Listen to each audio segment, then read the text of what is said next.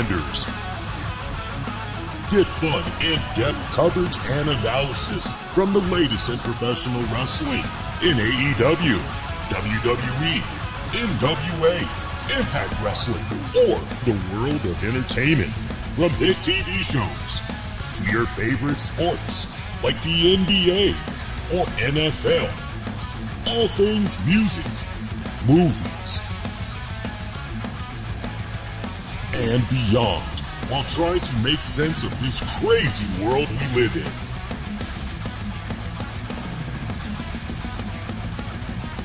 All while keeping it honest, insightful, and interactive since 2011.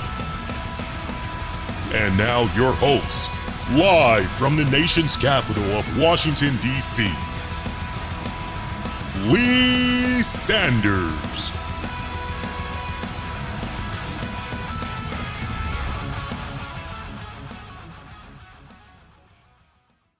Hey, what's going on, my pretty babies? Lee Sanders here. You're checking out a new RCWR show for this Monday night of August 5th, 2024. Can you guys believe it? Here we are. It's already August. That just leaves September, October, November, December. 4 months. 4 months, 4+ months left for this calendar year. My God, time has just been flying.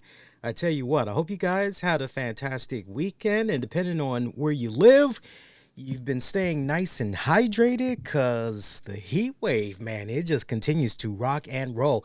Hey, we got WWE Raw that came to us from Baltimore, Maryland tonight. Shout out to my fellow DC, Maryland, and Virginia residents. DMV always holding it down. I saw a few of you guys out there that don't live in the metropolitan area. We're giving Baltimore their props and saying, yo, pretty good crowd tonight, energetic. And yeah, I definitely would agree 100%. There is just so much wrestling history when you get to the heart of the matter. So much wrestling history with Maryland, with DC. We've talked about it on this show numerous times over the years as the McMahon family got their start in the crazy world of professional wrestling here in the metropolitan area, going all the way back to the early days of Capital Championship Wrestling, for those of you that know your history and everything. So I would like to imagine that with that respected connection to the area, and I know Vince McMahon is no longer at the helm and everything, but still, I would imagine that the stories, the history, for sure, it's been passed down to Triple H, Paul Levesque, Stephanie McMahon, and everybody else. I would definitely would imagine Bruce Pritchard knows very well and appreciates the rich history of wrestling and the Maryland area, particularly Baltimore. Baltimore witnessed a lot of key monumental moments through the years. Always puts a smile on my face whenever I see wrestling in Baltimore, specifically WWE in Baltimore. You know, the last time WWE had came through Baltimore, it was actually December of last year. It was part of a live tour. Shout out if you guys remember that. Maybe you all even participated in that. I actually had got an offer or two to go to tonight's show. One of my friends that actually does some security work at the arena where they were at tonight, you know, offered me a pretty good deal. You know, hey, if you want to come on in, like, I know you like to talk wrestling and all that. If you want to come on in, I can hook you up. And I said, no, because I just want to kick back. I want to relax. I don't want to deal with the parking. I don't want to have to deal with finding where I'm going to be sitting. I definitely was not trying to be in a tempted position where I might consume alcohol, because I'm not supposed to have alcohol anymore with everything that's been going on with the lungs and all that. So trying to be a nice boy and everything. I said, no, I'm just going to go on ahead. Plus, I wanted to get out on the road and work after doing the post show and all that. So, and not to mention, I love my people from the DC, Maryland, Virginia area. I love my people from Baltimore, but man, I swear it's true. Every time it comes to Baltimore, you just got to be looking over your head. You got to be looking the other way and shit. anybody that was checking out Sunday's Wrestling with the Topics that we made available on demand and downloads, we talked at great length about Baltimore. And I got to pull a Charles Barkley. Ernie, you know the best part about Baltimore, Maryland, Ernie? What's that, Chuckster? It's when you leave Baltimore, Ernie. And like, yeah, I just was not trying to. I BS you not when I say this. 1 minute you're going down, and anybody that's been to Baltimore knows this. I'm sure even Baltimore residents would be like, yeah, you got us right there, Lee. No bull. But 1 minute you got these nice homes, nice looking neighborhood, and then literally a block or two later, it looks like Crimeville. It looks like something out of RoboCop. I mean, you got strippers, hookers running around. You got mofos that's literally running towards your car with a squeegee in one hand and a rag in the other, trying to jump on your damn hood and clean your joint, hoping that you'll hook them up with a couple of dollar bills. It's just crazy. But yeah, let me know what you had thought about tonight's WWE Raw. We got the poll up on Twitter at the RCWR show. We also got the poll up on youtube.com/the RCWR show. Click on the post section and you guys can vote that way. You all may be used to seeing that called community. YouTube decided to rename it. It's now just called posts. That just sounds so bland as hell. I liked when it was community. It kind of felt, oh, this is family. I got to say, my week starting off pretty good as far as a wrestling note goes. So I kicked off my day. I let my girls have a bite to eat. I put their harnesses on. I'm getting ready to walk them out and everything. I'm trying to figure out, how I'm going to go about planning my day and everything. I opened up my phone and all that. Stay with me because this is wrestling related. I opened up my phone and I decide, okay, you know what? Let me just scroll on Twitter. Let me look at the latest news that's trending and all that. Let me see what my friends and colleagues are saying. And I got a notification. I'm going, oh. It wasn't right there on the spot. The notification was just already there. But yeah, I usually like to take my time, look at my notifications. Anyway, I click on my notification and I see that I have a new follower. Now, many of you guys know, I'm a much older cat. I'm in my 40s, right? Early 40s, but I'm in my 40s, right? So when it comes to me and social media followers and all that, very, very seldom do I go, whoa, hey, all right, that is badass. Hey, that put a smile on my face. Hot damn. Like, very rare do I go, ooh, a little giddy or whatever. I tell you guys, it is true. From time to time, we've had wrestlers, entertainers. There's a couple of pretty solid movie actors that, I've been fortunate enough to befriend them on social media. And once in a while, I'll exchange a couple of DMs with them. What I say to them, what they say to me, that's between me and them, right? But when you've been in this line of work for as long as I've been, podcasting since 2011, like you come to rub elbows with a couple of people from time to time. I had to do a double take when I saw who this person was that was following me. And I'm like, this can't be real. Like, this has to be a spoof account or something. I'm not buying this whatsoever. This is a bogus account. It's got to be a bogus account. So I cross-reference. I'm looking online. I'm like, okay, that's legit. Then I'm like, okay, wait. Let me just hop on Bing, Google real quick. Let me just make sure. Let me look up their IMDb. Let me, look up all the links, make sure everything links back. I'm like, holy shit. This is actually them.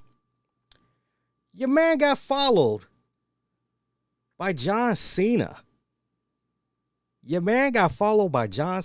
And I text my wife. I said, well, goddamn. I said, look who's following me. I apparently must be doing something right, I guess. And she just was like, wait a minute. Cena's following you? John Cena? The John Cena? I'm like, yeah. She's like, holy crap. Like, how'd you pull that off? I'm like, I have no idea. Like, I'm honored, though. I'm flattered. Like, I must be doing something right. So that's how my day kicked off.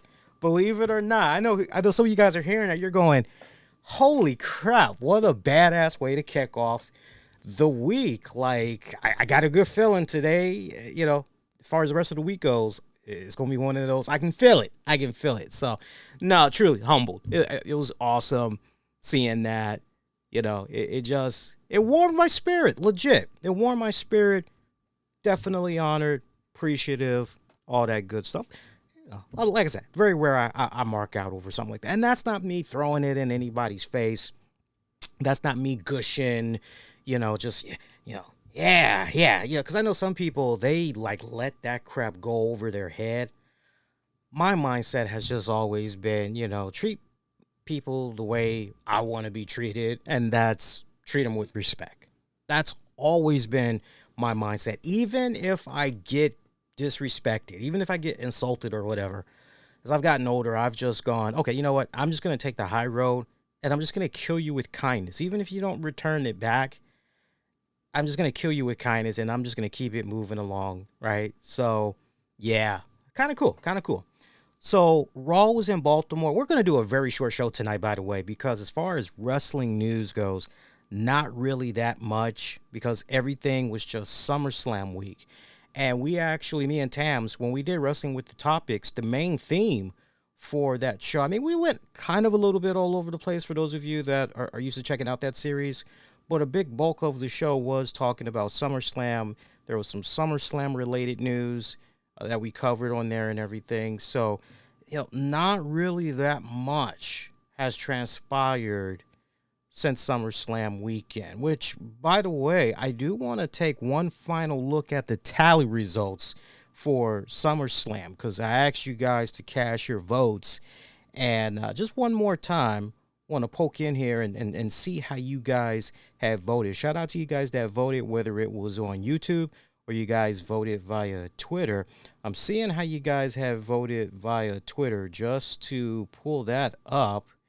And by the way, congrats to SmackDown for what they've been able to do ratings-wise these past couple of weeks with the Olympics. They've been able to hang in there and, if anything, grow their respected audience. Meanwhile, you look at AEW Rampage, not good. AEW Rampage, if I'm not mistaken, I think Brandon Thurston of WrestleNomics had said that Rampage had scored its lowest viewership in the series history.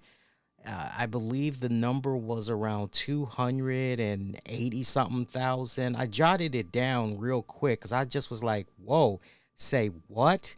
You got to be kidding me. Yeah, SmackDown had recorded the August 2nd edition. It did 2.179 million viewers. That's up from the previous week, which was 2.58 million viewers from the July 26th episode. And then Rampage had only did, wow, I was very kind. I tried to say 280 something. No, worse than that. Rampage for August 2nd drew 209,000. That is a huge, for those of you that's kind of keeping track of the numbers and everything, that is a huge decrease from the previous week, which was in the 300,000 range, 306,000 from their respective July 26th episode. So the lowest viewership that Rampage has ever recorded since the show has been in existence. That, I'll talk a little bit more about that, but, you just hear that you're an AEW fan. It definitely breaks your heart, man. Definitely breaks your heart when you hear that. But seeing what you guys had to say about SummerSlam over the weekend, and I still feel the same about the rating that I gave SummerSlam. I think I gave a 8 out of 10. I wouldn't go higher. I wouldn't go any lower. Grade letter wise, I broke it down to a B minus, give or take. Yeah, a B minus. And I even said for a B minus, I said definitely not going to go higher. Definitely not going to go any lower. Still stand behind that a couple of days later for those of you that might be curious. It was fun reading some of you all's reactions to the pay-per-view event. I agreed with a lot of the things that some of you all said, and then some of you all, I just said, yeah, you can miss me with all that. To Twitter we go. 5% of you said it was a terrible show, while 12% of you felt it was a average show. 15% of you said SummerSlam was a flawless show, while 67% of you said SummerSlam was an awesome show. Appreciate you guys that voted via YouTube. Now, Twitter. That was the results from Twitter. Going over to YouTube, I'm seeing 4% of you said it was a flawless show. We have a tie at 16%, as the tie is terrible show and average show. Again, that's at 16%. Meanwhile, top dog, 64% of you said SummerSlam was an awesome show overall. Appreciate you guys that cast your votes on that. Good stuff. So, some interesting developments going into tonight's WWE Raw. Of course, one of the main questions to ask yourself coming from out of SummerSlam is, okay, so what is definitively next for CM Punk? Is he done with Drew McIntyre, or he's going to be looking to run it back again? What exactly is going to be going on from that angle? Most importantly, what's in the next chapter for Damian Priest after being betrayed by Finn Balor? Finn Balor essentially screwing Priest out of the World Heavyweight Championship. The rise of Gunther, who, if anybody was going to be stepping up to the plate to get a crack at Gunther and his championship, Rhea Ripley, a woman scorned after seeing her Dom betray her to side with Liv Morgan. A lot of drama going on there. And then, of course, the Wyatt Sicks making their in-ring debut. And how fitting is that? How things had came full circle, because the Wyatt family had actually made their debut 11 years ago in that ring. That is just insane to hear, and just how everything just came back full circle. I was taken back to hear, wow, it was that long ago? Doesn't even feel like it. It feels like maybe it was 5, 6, 7 years ago. But to hear that, yeah, Wyatt family debuted, and they debuted in Baltimore 11 years ago. Look, I'm being honest with you guys when it comes to tonight's Raw. Tonight's Raw, I know a lot of people are going to be going stupendous, marvelous, and superb. Let's be crystal clear. Tonight's show was average. It was an average show. Average in-ring quality at best. And you know what? It's okay. It is okay to have shows like that sometimes, especially when you are fresh off of a major pay-per-view. You got a little bit of a cool down period, but also at the same time, hey, not for nothing, the next pay-per-view is going to be coming up in 3+ weeks, so got to build towards that bad boy and everything. Besides having a couple of key story arcs that essentially is carrying your show for this week, the in-ring action, mediocre at best. But you know what? That's okay. It's okay to have episodes like that sometimes. What really made this episode all the worthwhile, entertaining, enjoyable was the fact that Baltimore crowd, from start to finish, they were really into their wrestling. They were really into everything they were seeing, right down to the point they were even cheering on the women's matches.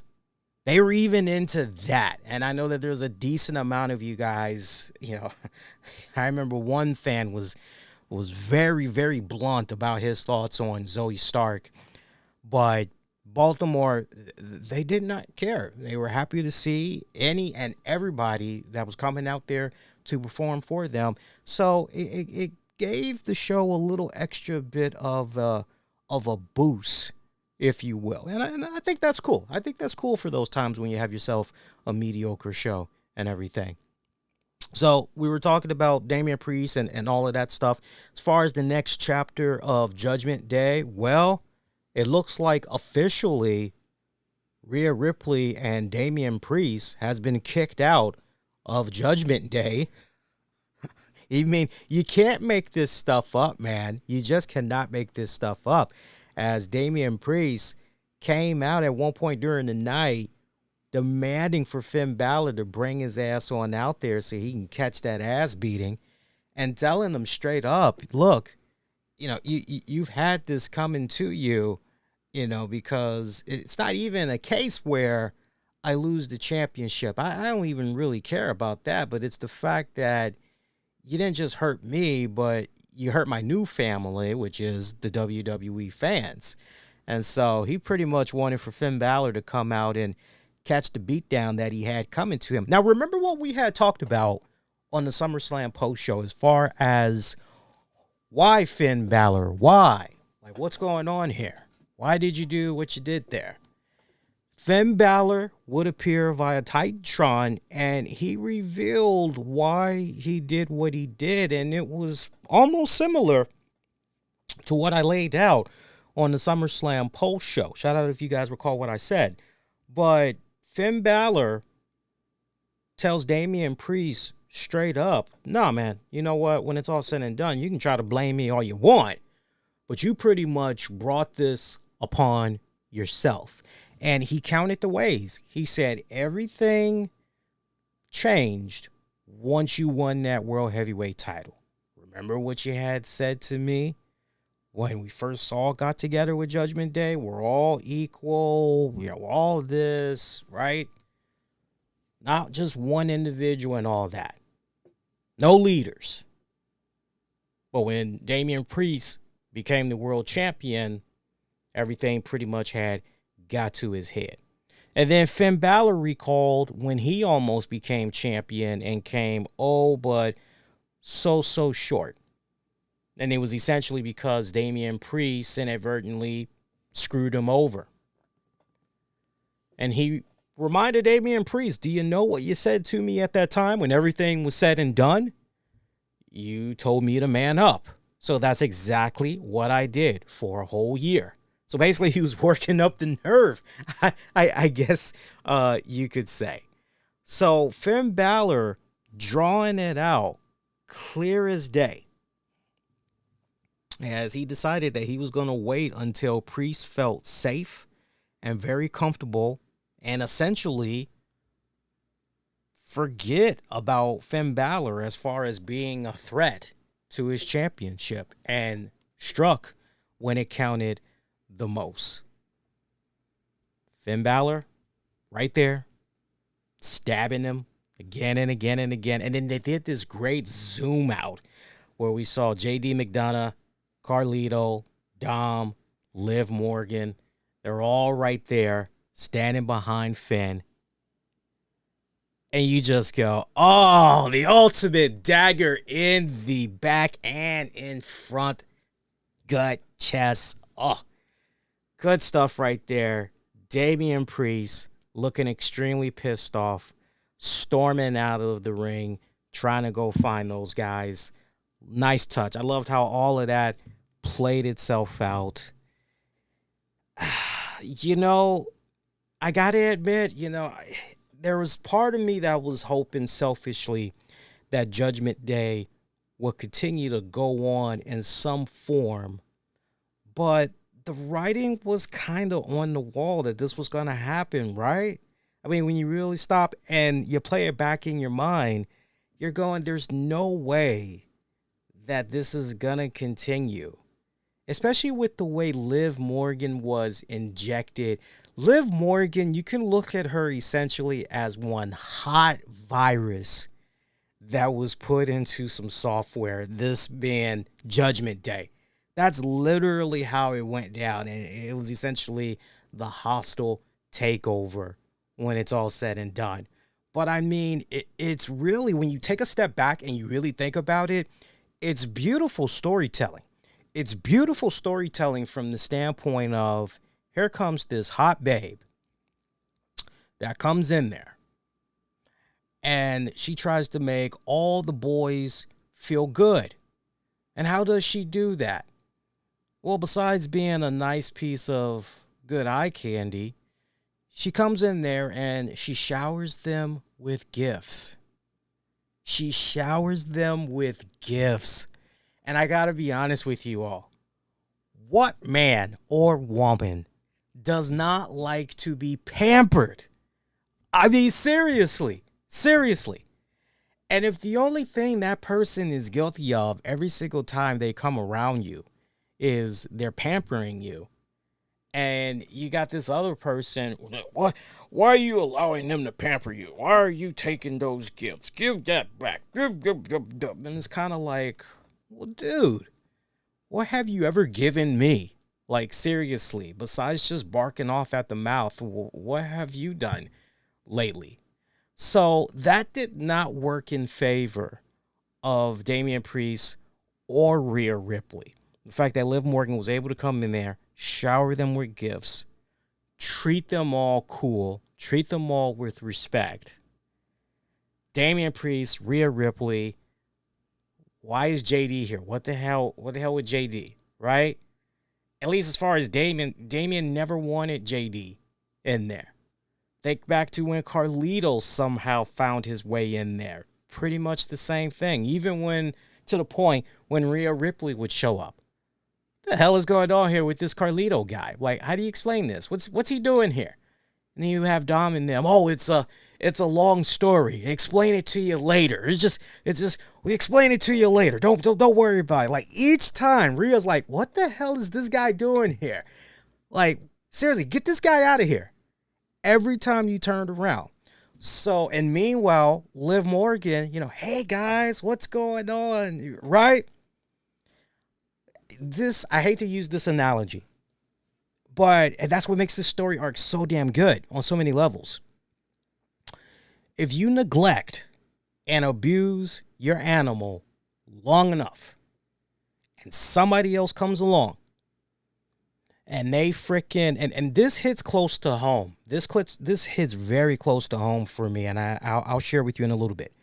But if you abuse an animal and neglect it long enough, and somebody else comes along, and they treat that animal right, they give it the food, they give it the water, they rub the belly, they kiss them and take them for walks and give them all the toys they want, pamper them. That animal's going to turn on its original, whatever you want to call it, be it owner, teammate, buddy, associate. That's what's going to happen. Love the way that this was played out. One of my newest dogs, Precious, the story with her, we got her off of an owner that was being very neglectful.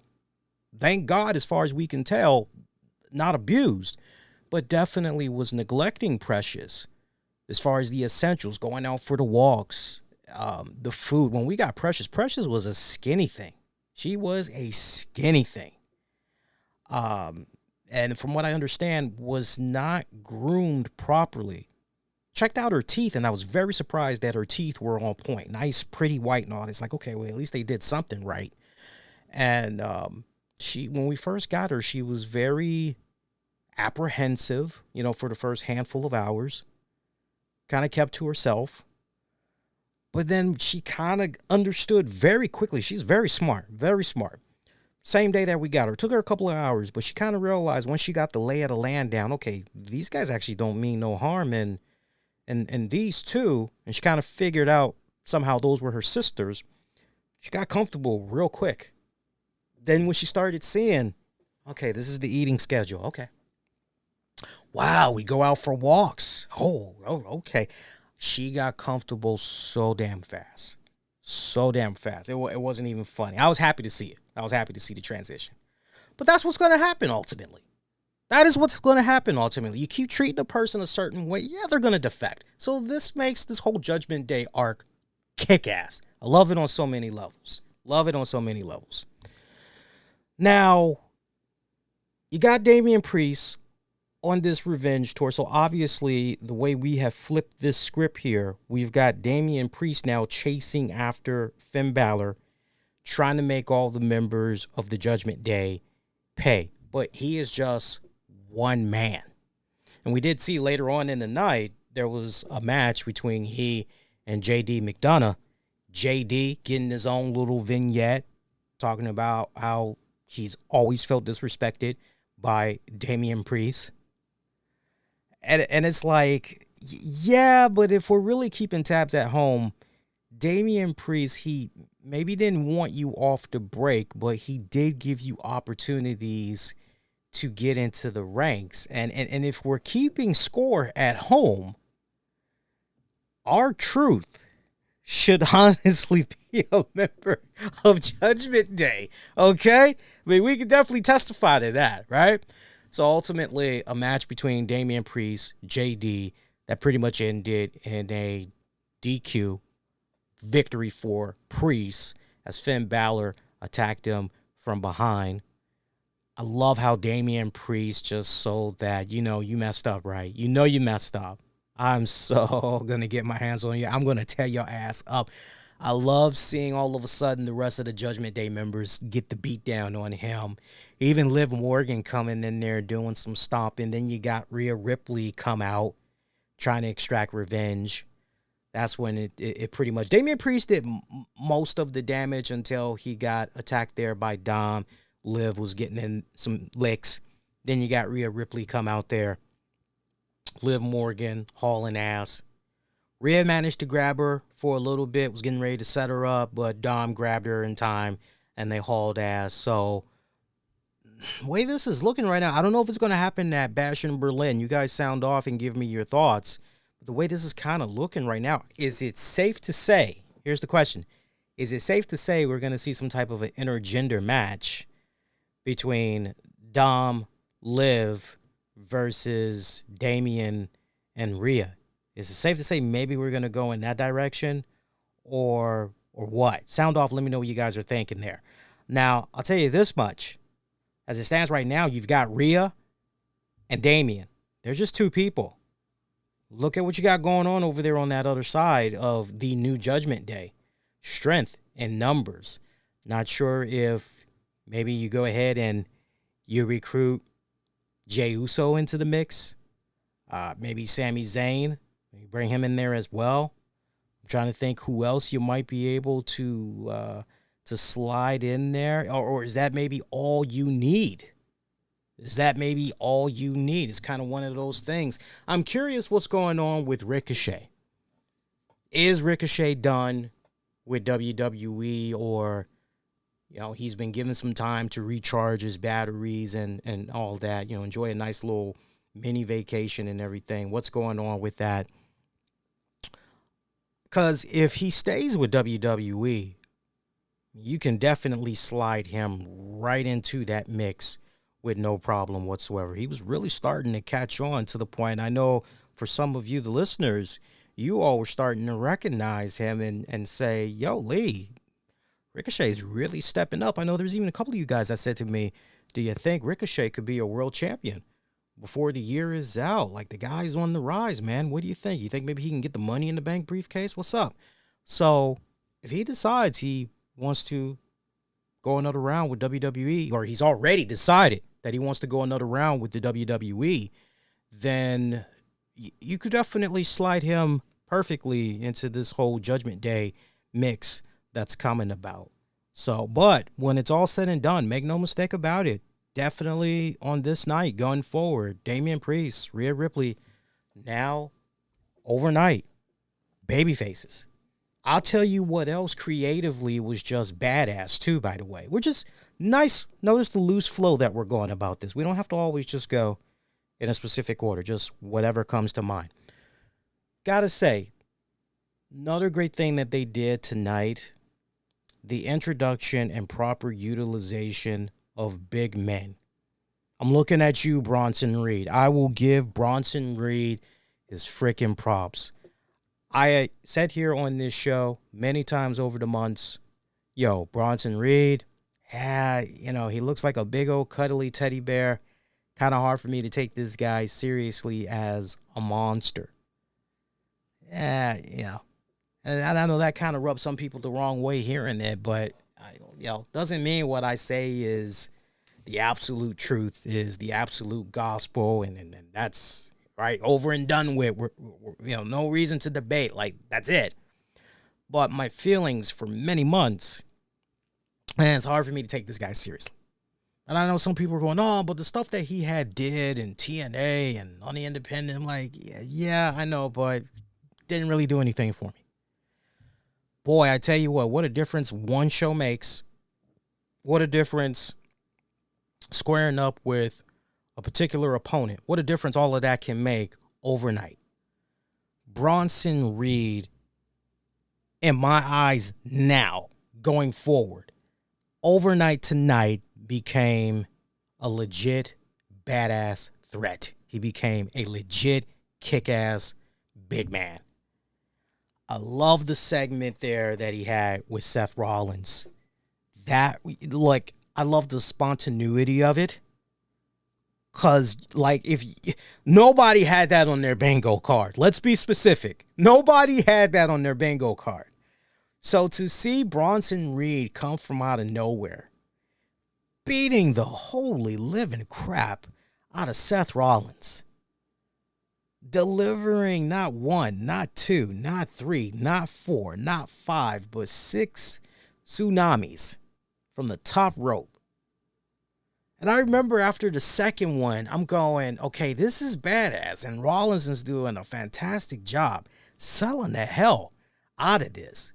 He's doing a fantastic job selling the hell out of this. But I need to see some blood come up. Can I see Rollins spit up a little bit of blood? That would just make it so damn good. Sure enough, gets ready to do the third one. I see a little bit of blood on the canvas. I'm going, oh, somebody slipped him a blood capsule. Badass. Then Bronson Reed, boom, number 3. Now Rollins is spitting up that blood capsule. I'm going, yes. Yes, that is how you do it. That is what I'm talking about, dog. Bronson Reed continuing to go up there, just continuing the assault. Loved it. And, for some people that maybe after the third time going, okay, well, you got all these people that's out here and they're not stopping him. Like what the hell? You try to stop that big ass son of a bitch climbing up on the top turnbuckle and all that. You try to see if you can stop that man. Leg is about as big as a couple of pieces of ham hocks. Like, you try to stop that man. Good luck to you. Nah, your ass gonna just stay clear. You don't want none of that. So I love how all of that was orchestrated. Whoever was the bookers involved in that, got to pat yourselves on the back. That was fantastic. Remember, we saw Bronson Reed just earlier in the night, and he was having a few words with Adam Pearce. And he did not like, I'm trying to think what had happened there when he was talking to Adam Pearce. I kind of feel like as though maybe it had something to do with, oh God. I feel like maybe it had something to do with Sami Zayn. If you bear with me a second, I can actually look in the notes here because I got it right here. Yeah. Backstage, Bronson Reed, apparently he was mad that Sheamus had a match for tonight after he beat the crap out of Sheamus last week. So in Bronson Reed's mind, it's like, yo, okay, like, why is this guy getting, I'm the one, right? I got the momentum right now. Like, I should continue to be featured. And Adam Pearce didn't have any legit, okay, you're right, I'm wrong, like, so sorry. Like, he had nothing for Bronson Reed. And Bronson Reed basically was like, you know what? I'm getting sick and tired of the disrespect.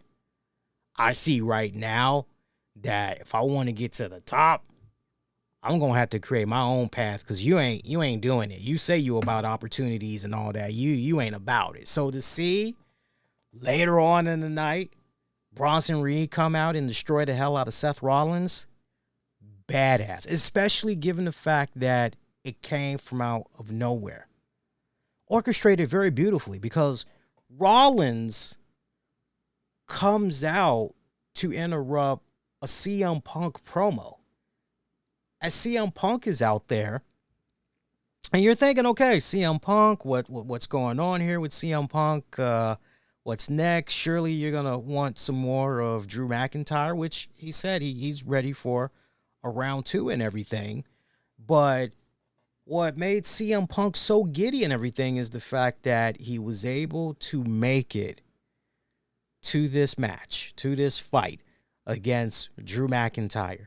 And he was able to get through it. That's why he's happy. You know, for some people, the quest for WrestleMania begins in January. Rumble, all that stuff. For CM Punk, his path to next year's WrestleMania officially started with this past weekend's SummerSlam. And he's feeling pretty damn good about himself. And he noted that SummerSlam was not a guarantee.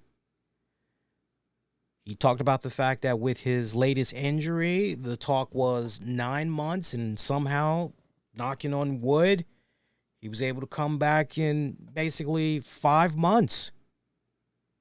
That is a magnificent feat in itself to accomplish and everything.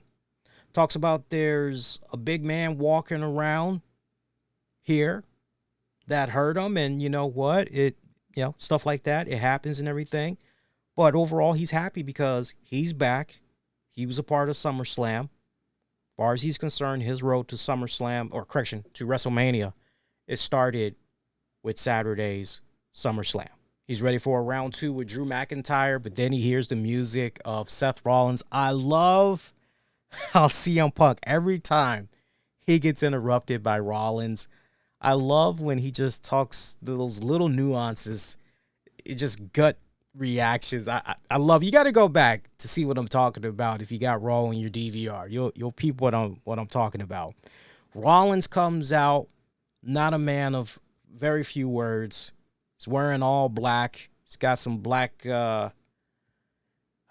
He had some cowboy strings on his pants. I remember kind of looking at that, getting a Hangman Page vibe. These two are ready to get down. You know, Punk's looking at him like, what's going on here? Rollins pretty much tells him straight up, after 10 long years, it's finally time for you and me to throw it down. Punk is ready to go. Drew McIntyre interrupts. Turns out Drew McIntyre is hanging out in the crowd section, trying to put the attention back on him. We see him trolling CM Punk once again with the bracelet.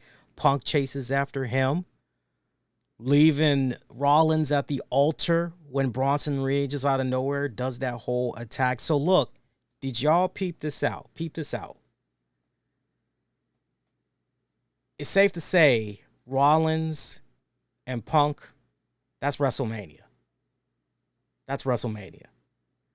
I love the continuation of teasing Rollins and Punk, yo. Like, seriously, every time you turn around and you're like, okay, now it's like some other obstacle is getting in the way here. So Rollins is going to be preoccupied with Bronson Reed for the next little bit. Punk is still chasing after Drew McIntyre. At this rate, yeah, I don't think Punk and Rollins are going to bang heads again until next year's Royal Rumble. And coming from out of that, ultimately, that's what's going to set up and cement the two of these guys fighting each other at WrestleMania. That's how I'm personally looking at it. Let me know if you are kind of thinking of that same kind of map out, or if you think that the two of these guys, Rollins and Punk, are going to be going after each other much sooner. So, nice, great development that you had going on there.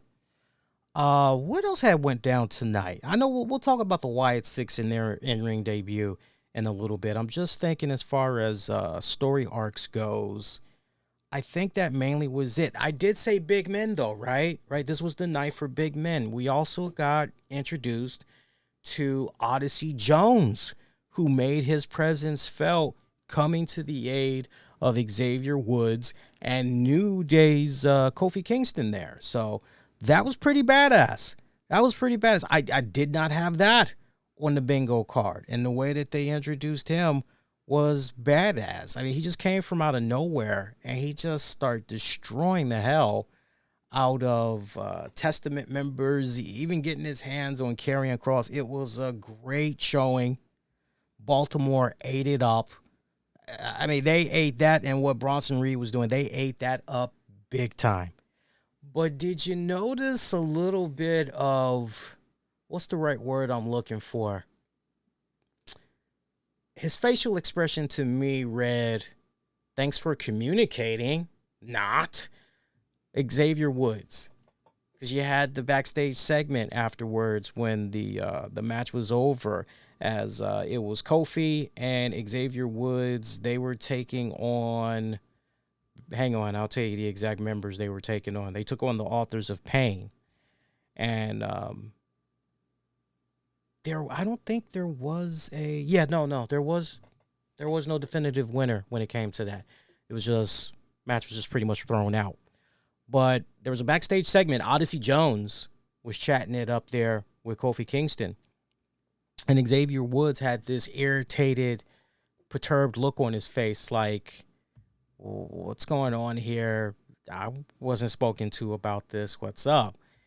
And Kofi told him, I ran into Odyssey Jones while I was out on tour and everything, and was telling him about our problem. And Odyssey jumps in, yeah, man, I wanted to help out, and man, I appreciate you guys giving me this opportunity. Appreciate being an honorary member of the New Day. And Xavier just had this look on his face like, dude, you ain't New Day. And right, I love the certain mannerisms that Xavier Woods sold there. They're continuing to do a fantastic job planting those seeds of discontent with Xavier Woods. I mean, you just see this slow burn, and I'm enjoying it. They can take their dare sweet time cooking that. Take your dare sweet time. If you want to just keep this going until the end of the year, and you maybe want to let something pop off in the Royal Rumble or day after the Rumble, be my guest. But the way this is kind of feeling right now, much like with Rollins and Punk, I kind of feel as though Xavier Woods and Kofi Kingston, that is going to be a future one-on-one matchup at WrestleMania.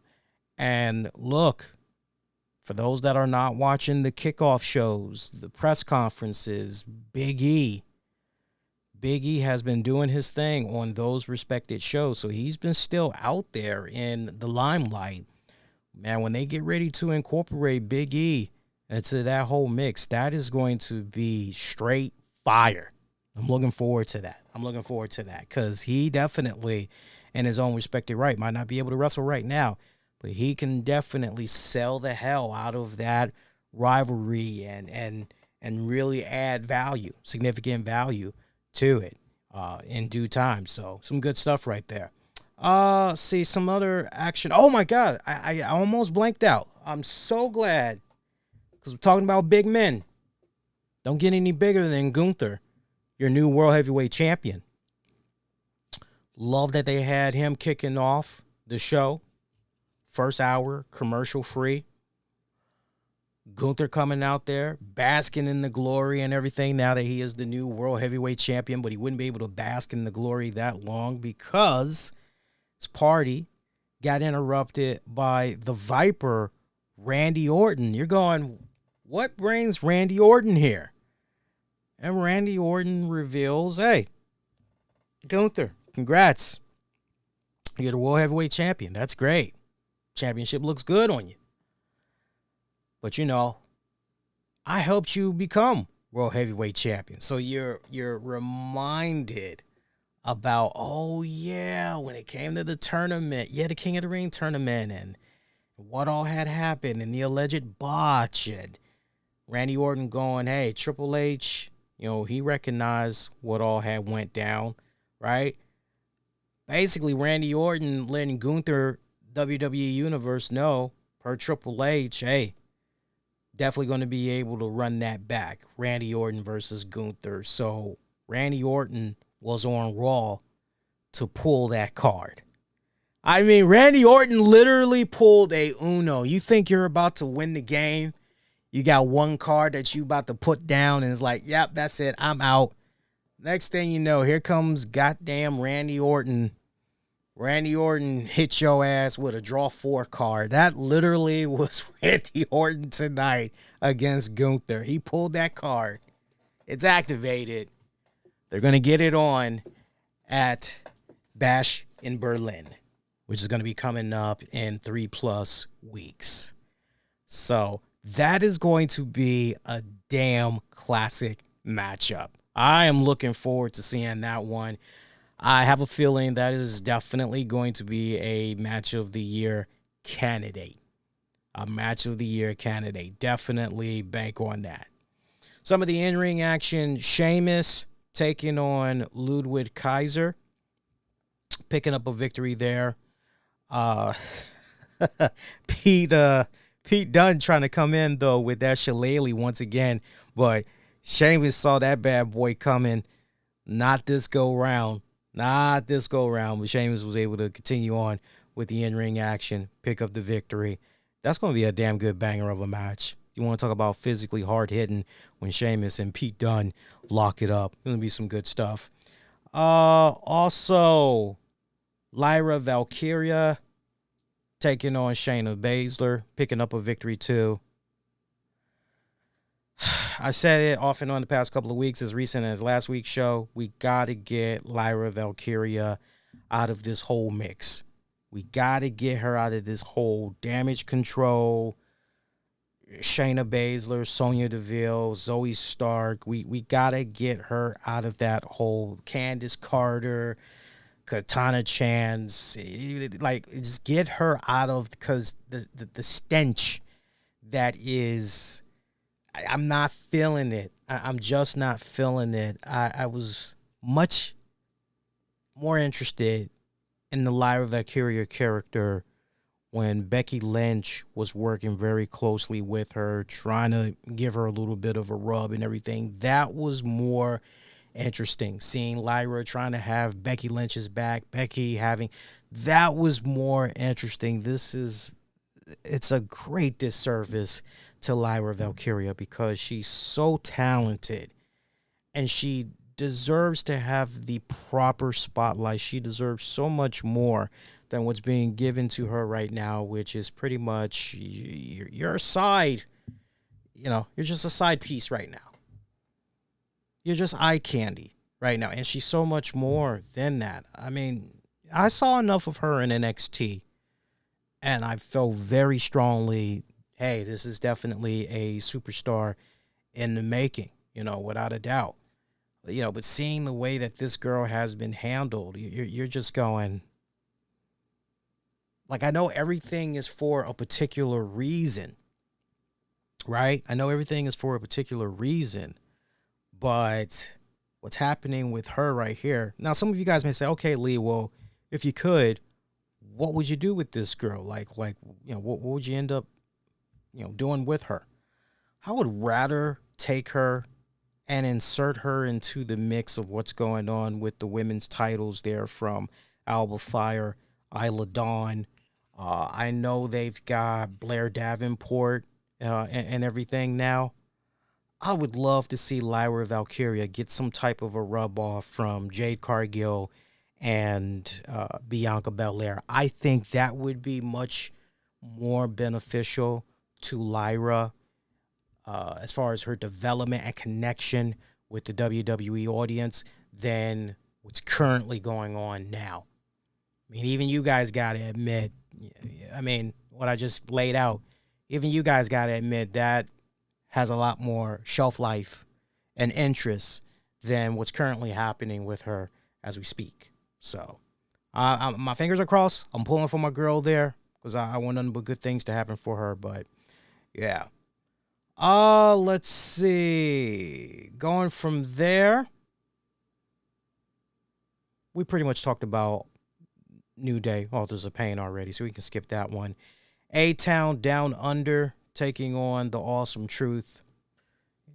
Commercial break pretty much ate up a big chunk of this match and everything. Average match. Quick sidebar, though. I did watch, because I've been slowly but surely trying to catch up on episodes of WWE Biography.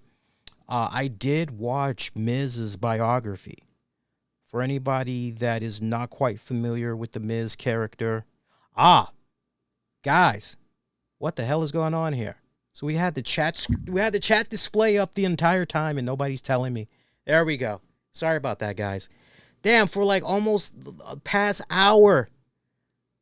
The past hour, we've had the fucking chat crap up on the screen and nobody said anything. My God.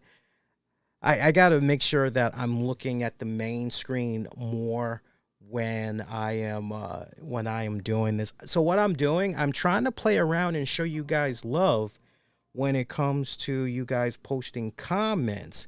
And see, the way that I have it set up now, let me show you guys real quick here, because I was playing around in the background before the stream. So now when I switch to chat mode, right, you guys can see, how we got it set up now. But that doesn't do you guys any good. That doesn't do you guys any good if we're on this screen that you guys are seeing right now, and you guys are seeing all, like, come on now. That is just crazy that we were on for almost an hour and nobody said, hey, Lee, can we see your good-looking face, man? Because the chat box is blocking the... And we got like over... I'm looking at the stream. We got like over 30 people that's watching the stream right now, and nobody said a motherfucking thing. What is wrong with you guys? Like, seriously. I'm just picturing you motherfuckers. You probably have me on live, and I don't know, man. You're like working out, making a sandwich or some shit. It's like, it's okay to open your mouth, right? Don't be shy. Seriously, don't be shy. Don't be scared. Don't be scared. So, where were we? We talked about some of the matches, right? We talked about some of the matches. I think we're done with, we talked about New Day, Authors of Pain, A-Town Down Under, Awesome Truth. Awesome Truth, that's right, Miz. For anybody that has not watched the Miz biography joint, I would recommend you guys go out of your way and you watch it. You definitely end up having even more respect for the Miz. I watched it out of curiosity as far as tell me something that I don't know. Right? I was interested in seeing what I could learn new about the Miz. I didn't learn anything new about the Miz, but I just, if anything, I just sat back and was nodding my head going, well, I'm glad that he was able to tell his story, and I'm glad that the man is finally starting to get his recognition. I'm glad that he's finally starting to get his flowers and everything. But for newer fans, just now coming around to the Miz, or you really don't even know his, maybe you've been watching him all these years and you actually really don't know his story like that, I would definitely recommend you guys go out of your way and check it out.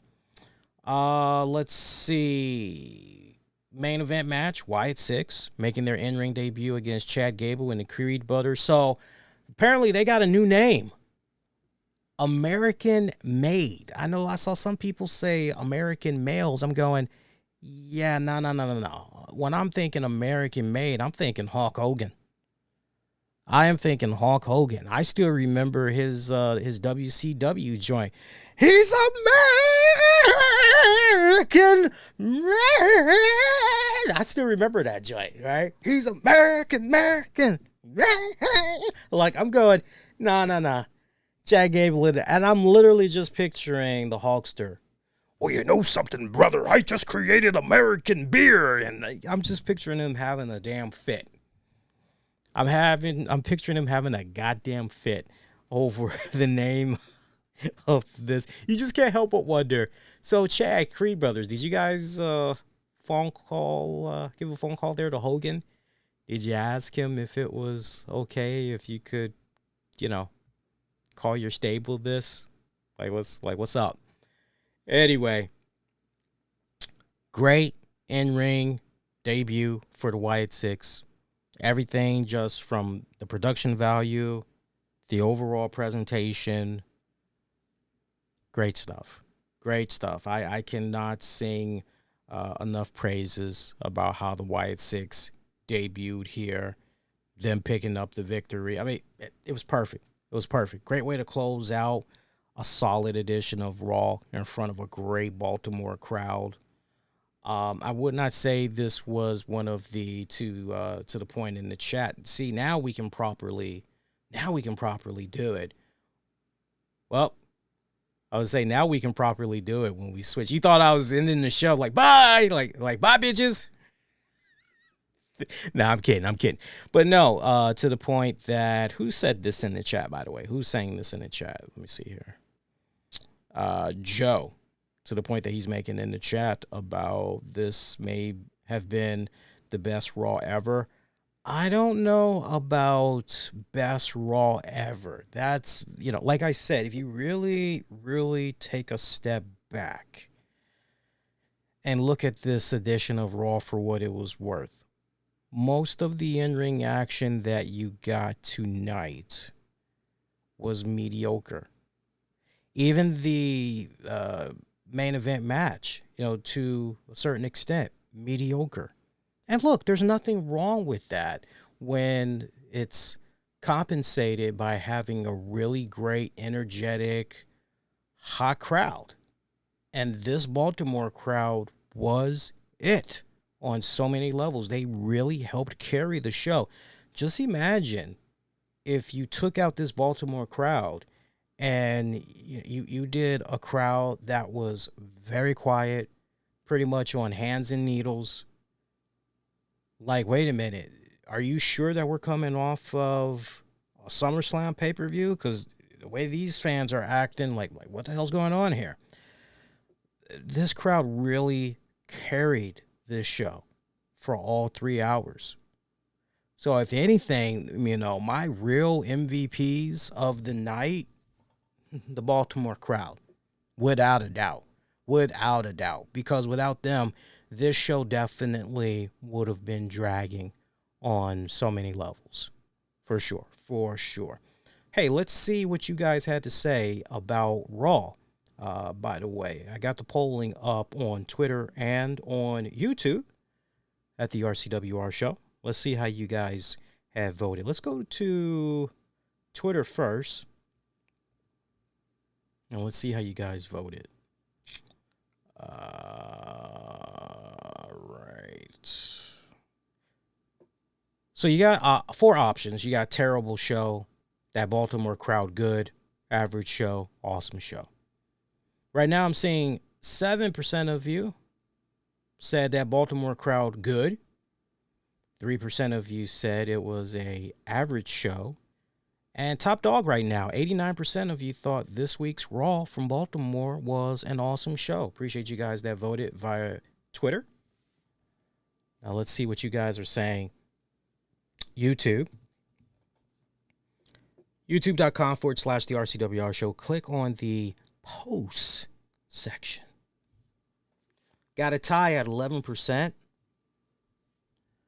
That Baltimore crowd was good, man. And terrible show. That's your 11% tie right now. 22% of you said it was a average show. Meanwhile, 56% of you thought Raw from Baltimore was an awesome show. Keep that voting going. Appreciate you guys that sounded off. All right, some good stuff right there. All right. I'm trying so hard, by the way, to dodge the Deadpool Wolverine. Like, it's really hard to dodge the spoilers because there's so many motherfuckers that want to talk about that movie. Yeah, because I made a decision like, nah, I'm not gonna see it. I'll just wait for it to come out on DVD and or Disney Plus. And my wife was like, are you sure you really want to do that? Because it's going to be very challenging because you probably are going to know about what's going on with the movie before it even is released to those digital platforms and all that. And I told her, I said, well, I was pretty fortunate when it came to Logan. It's like, I think I'll be okay this go around. And like, I'm seeing so much stuff right now. It's not even fun. I'm not going to even mention it because I know there's a decent amount of you guys that still haven't made your rounds to see the movie yet. For those of you that's like, well, why aren't you going to see the movie? Because over here in the DC area, man, the tickets are expensive like a mother, man. I mean, originally I was trying to buy 2 tickets for me and the missus, minus the food now. After taxes and everything, it was over $50. Like, wait a minute, over $50? Like, and I'm not really sure if I'm going to be seeing a smash hit. Like, heaven forbid, I walk out of the theater and I go, it was all right. It ain't worth no $50 though. I didn't want to be in that position. So it was kind of like, you know what? Let me just wait the 3-4 months for it to become available digitally, and then I'll access it that way. Not to mention, I love being able to take advantage of my sound system and my TV, because I got a big ass TV and a kick ass sound bar, sound entertainment system, so I got my own personal little movie experience / IMAX experience that's going on and everything. But that's what's going on. Let's get into just a couple of little tidbits. Again, not really too much, because we're literally talk about a couple quick things, then we're out of here. While we're talking about movie shows, I do want to give you guys a heads up. For those of you that have not seen Batman Caped Crusader on Prime Video, I would highly encourage you guys to go out of your way and check it out. Now, they made all the episodes available to watch. So if you guys want to binge, you can have at it. It's only 10 episodes. Now, the community is a bit divided right now, and I totally understand some of the consensus that's out there. Wow, only 10 episodes. You guys should have done like 20, maybe even 30 episodes. Like, this is such a disservice. What the hell? I get that. I definitely get that. Some of the other stuff that's out there, the new guy that is doing the voice of Batman, Bruce Wayne. I like this voice actor. I like the new guy that they got. He gives a pretty good convincing Batman. Many times I can close my eyes and I can almost picture the late Kevin Conroy. I can picture him, but I know it's not him. My only complaint about this new voice actor, his Batman / Bruce Wayne feels very flat. And I don't like saying that, because I know, as someone for years and years and years has dipped into voice acting, I know the challenges that can come, okay? But I don't feel it from his guts. You feel where I'm coming from? It almost literally feels like this guy is reading off of a piece of paper. Baby. Baby. It literally feels like the guy is reading off of a piece of paper. I don't feel that soul. I don't feel that passion. I don't, like, it's so hollow. It's so damn hollow. And it's a lot to take in as you're going through the 10 episodes. I made it up to episode 6. And then I just said, okay, let me pause for the night. But yeah, his Batman, I don't know, maybe he can grow more into it with the repetition. Maybe he can go about it that way. But yeah, it's a lackluster performance. What should be the main highlight for the show, like the whole reason why you're even, watching it even, right, is to see that next legacy, that next chapter in the Batman Bruce Wayne character vocalization, right? But it's just very, very flat. Now, I'll say this, and I don't see enough people mentioning this, but whoever the director, the artwork team, man, they love them some thick women. They love them some BBWs, because you look at their take on the Penguin and you go, damn, girl. You look at their take on Harley Quinn, damn, homegirl got curves. You freaking look at Detective Montoya, damn, mama got curves. You look at Barbara Gordon, sister got curves. I mean, somebody loves them some thick women, and I ain't knocking it. I love my thick women. I love my thick women out there. I love my BBWs. Lee got nothing but love for the big girls. Okay. I love that though, that I'm watching this animated series. I'm like, damn, all these women that's walking around here on this damn show, like all like they thickums, like just thickums, thickums. Like, what the hell? Like, yeah, keep it going. But the two standout joints for me right now is the episode where Harley Quinn, we see their unique take, their spin on Harley Quinn. I thought that was pretty. I was like, ooh, wait a minute, like this is okay. Their interpretation of Clayface. Love their interpretation of Clayface. I didn't see it coming. I did not see it coming. I was expecting somebody else, and then when I got the twist, I was like, okay. So check it out. Definitely. And if you don't have Prime Video, I know usually you can get like a trial or something. If you can't access the trial and you were to just pick my brain and go, hey, should I drop X amount of money, just so I can check this out? I would say go ahead, especially since all the episodes are right there for you guys to watch. I would say go ahead, go for it. So you'll thank me later.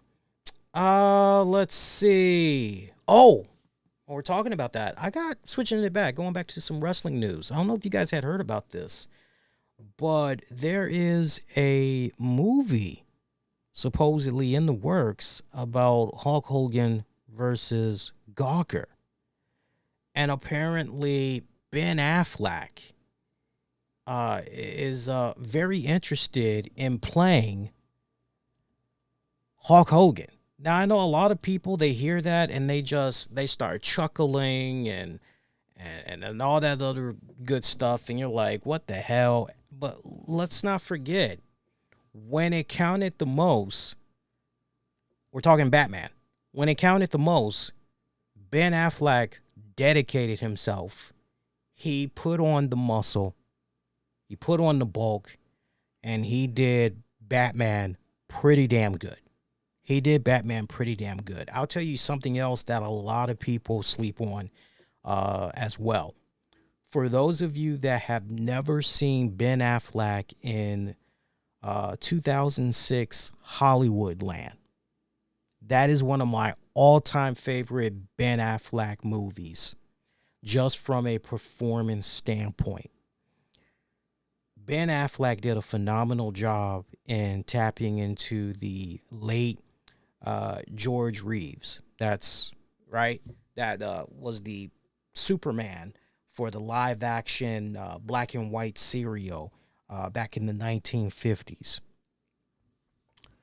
When you watch it, you literally believe that Ben Affleck is Superman.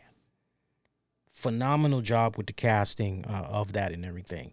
So when I hear that Ben Affleck could be Hulk Hogan in this movie, I'm going, okay, well, if anybody can pull it off, yeah, okay, sure, I can see it. I'm not going to crap on it because I've seen him give very riveting performances. I mean, now that he's put a curb stomp to his drinking issues, substance issues, whatever's been going on, now that he's put a curb stomp to that, he's been putting out some really good shit. So if he's interested, I mean, first of all, that's a huge task because he's going to have to put on some serious bulk. He's going to have to be eating real good. He's going to have to be on a very, very strict diet because he's going to have to build all that muscle up and everything. I think he can do it. Because, I mean, look, it's not like Hulk Hogan was running around and had a six-pack.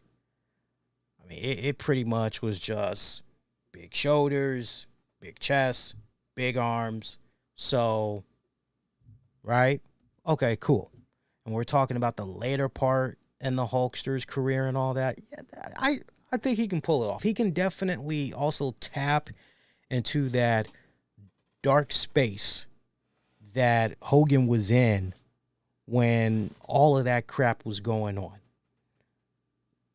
I definitely, my advice to everybody, before you crap on Ben Affleck potentially as the Hulkster, it's a wait and see approach. It's almost one of those things, if history has taught us anything, need I remind you guys, when the rumblings had first started that Ben Affleck was potentially going to be Batman / Bruce Wayne. Oh my God, everybody was crapping on it. Everybody took a massive dump on it. Oh, it's going to fail. What is Hollywood thinking? They are freaking jokes. What's wrong with these guys? Ben Affleck. Yeah, everybody was doing all these hate videos for clicks and all that.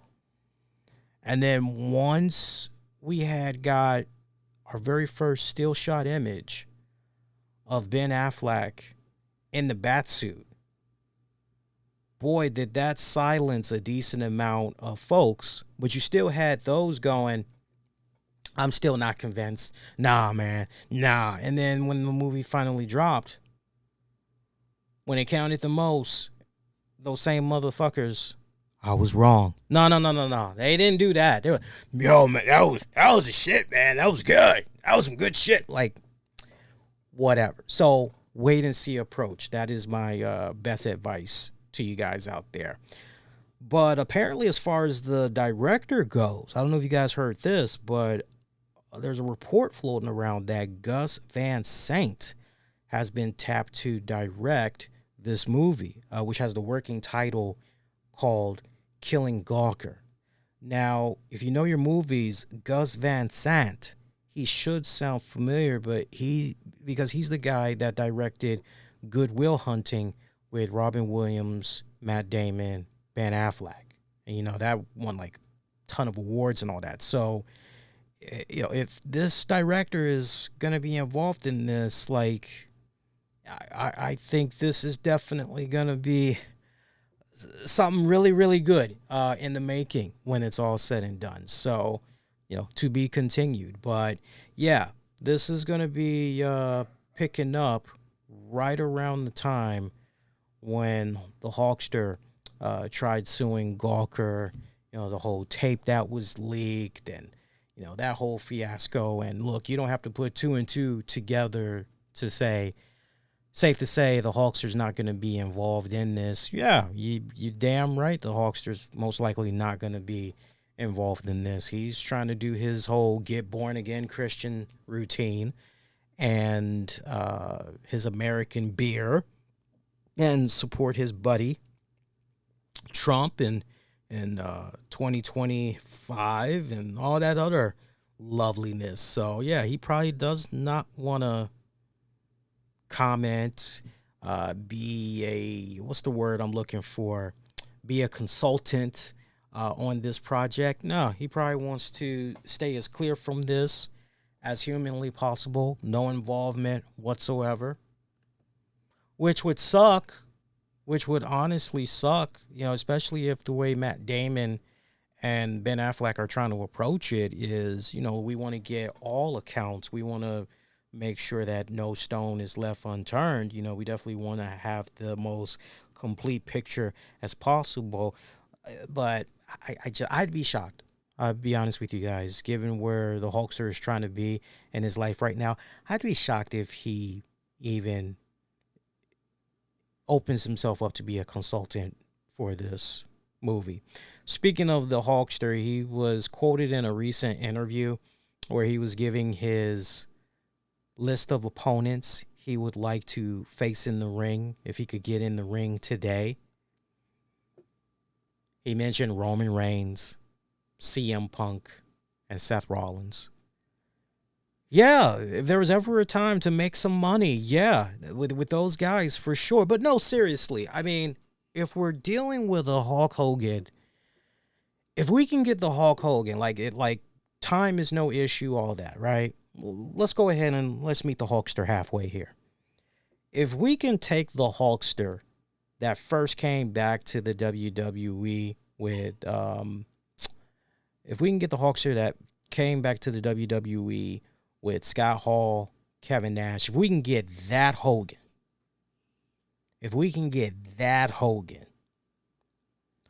I don't care if it's NWO Hogan or if it's red and yellow Hogan. I personally, if it's me, I'm going with the updated red and yellow Hogan. And you want to have him take on a heel CM Punk. That's money. That is freaking money. If you want to have red and yellow Hogan take on a heel Seth Rollins, money. Freaking money. Even if you wanted to go and flip it, heel Hogan, babyface Rollins, money, money, money. Hulk Hogan, babyface or heel versus Roman Reigns, the shit prints money. The shit prints money. How would you think, it's interesting that he mentioned those guys, but he did not mention Cody Rhodes. I thought that was very interesting that he did not mention Cody Rhodes. Because I'm literally, as I was looking at this list he gave, I'm thinking, well, wait a minute, Cody Rhodes, like, talk about the two ultimate baby faces, like that would be a very interesting matchup, wouldn't it? Like, no, that would actually be pretty damn good, I personally think. I would love to see AJ Styles and Hulk Hogan. That would be, yeah. Give me LA Knight and Hulk Hogan as well. And if it wasn't for his injury, I'm going to give you one more. If it wasn't for his injury, I always had this fantasy. Don't ask me why. But I always thought a Big E and Hulk Hogan match. I just pictured that going really well. I always pictured that going really well. So, but interesting that he didn't mention Cody Rhodes. I'm curious his thought process on that one. So, other than that, I'm just thinking about any other news. I know there's some AEW stuff right now with Britt Baker, suspension, some other AEW stuff. We can talk about that on Wednesday. I'd be willing to come back and do a Wednesday night show for you guys. I would have no issue with that. We could do like a fast hour, maybe 90 minutes. Talk some AEW Dynamite, talk some AEW news, talk some TNA, do some, quick 90 minutes. Then we can pretty much be in and out for the week. I'd be down with that, honestly. Because let me see. We've been on now for almost an hour and 22 minutes. And like I said, nothing really transpired since between shows. Because Saturday we did the SummerSlam post show. And then Sunday I came back with Tams and we dropped an episode of Wrestling with the Topics. And then literally 24 hours later here doing this show. Really not much as far as headlines and what we can get into. Because, if we were to get into it on this show, that would definitely take us past the 2-hour mark. I'm not interested in doing that. So it makes more sense to just forward everything. And we'll do a bonus show for you guys for this Wednesday. So before we get ready to dip out, I definitely want to take this time out and I want to recognize our sponsors, because without their kind contributions, content like what you're checking out right now would not be made possible. So I want you guys to definitely represent and check out all of our sponsors. They are definitely friends of ours. Make them be part of your friend circle as well. Shout out to my girl, Reagan Moon. She's got a OnlyFans account that's open right now. She's a relatively new model that hit the scene. And trust me, I've seen some of her content, some good stuff, man. So check her out, onlyfans.com/Reagan's Way. That's REAGANSWAY. Onlyfans.com/Reagan's Way. We're also brought to you in part by axiomofalchemy.com. Make sure you check out their website, check out their merchandise store as well. Shout out to my friends at canaglobe.biz//sweet sensations. If you're tired about dreaming of owning your own cannabis dispensary, but you're caught up on the licensing and the costs, these guys can help you set everything up Set up your own cannabis business with full support. Even if you are lacking in no experience, they will train you, handle your shipping, take care of the licensing. Everything is 100% legal. Check them out, cannaGlobe.biz//Sweet Sensations, or give them a call at 702-767-0683. Shout out to my guys over at TopTierFinancialGroup.com. Whether you need help with audit representation, bookkeeping, tax lien removal, these guys got over 15 years of knowledge and experience in the tax industry. Put it to good use for you. Hit them up at TopTierFinancialGroup.com. Shout out to my people over at AncientSupplements.store. Also, shout out to my guys at MyED Buy generic versions of Viagra and Cialis for great low prices while getting the same fantastic results in the bedroom. Give the folks at MyED a call at 1-833-693-3633. Last but not least, shout out to my guys over at the Orange and Blue Glory. Football season is here. With that comes the talk of college football as well. So if you're a diehard Florida Gators fan, you follow all things Orange and Blue, make sure you check out their Facebook group page, Orange and Blue Glory. Appreciate all of these guys. Great sponsors. Love working with them. So next edition of the RCWR show will be with you guys on Wednesday, August 7th. After AEW Dynamite goes off the air, tune in for that one. Should be good. Should be good. And meanwhile, I'm going to say be kind, rewind. Check out previous episodes you might have missed on demand and on the downloads, wherever you get your podcasts. Just search the RCWR show. And please, until next go round, wishing all of y'all to be safe. Most importantly, be kind to one another. I will see you guys next go round. Adios, y'all. Take care.